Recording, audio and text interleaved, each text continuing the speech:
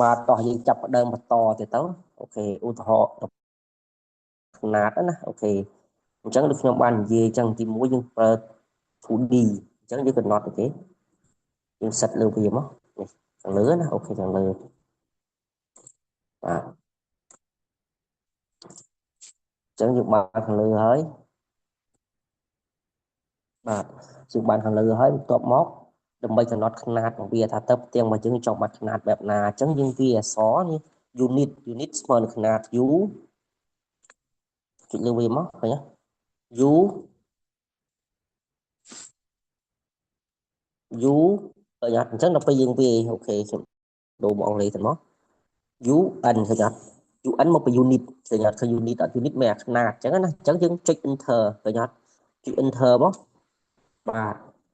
យើងចុច enter បន្ទាប់មកយើងកំណត់មកយើងចង់បានក្បៀសអត់ចង់បានក្បៀសយើងចុចលើអត់បានក្បៀសទេមកបន្ទាប់មកយើងយកមីលីម៉ែត្រណាអូខេទាក់ទងការដាក់ຂະຫນាតហ្នឹងតែប៉ុណ្្នឹងទេការដាក់ຂະຫນាតហើយយើងយកអូខេសិនមកអូខេនេះទាក់ទងຂະຫນាតរបស់វាមើលណា international យើងយកវិញមកអូខេប៉ុណ្្នឹងចប់ទៅទងຂະຫນាតអញ្ចឹងដើម្បី check មើលឡើងវិញយើងវាអក្សរ U ហើយនឹង N ឃើញអត់អញ្ចឹងវាអោយយើងឃើញវានៅក្នុងຂະຫນាតដែលយើងកំណត់ទេឃើញអត់មីលីម៉ែត្រយើងចង់បានអីក៏បានដែរក្នុងនេះមានច្រើនណាមានអ៊ីងមានអីផ្សេងបាទហើយអូខេមកចប់បាទទៅក្នុងຂະຫນាតខ្ញុំសូមបញ្ចប់ត្រង់ចំណុចហ្នឹងណាអូខេសូមបញ្ចប់ត្រង់ចំណុចហ្នឹង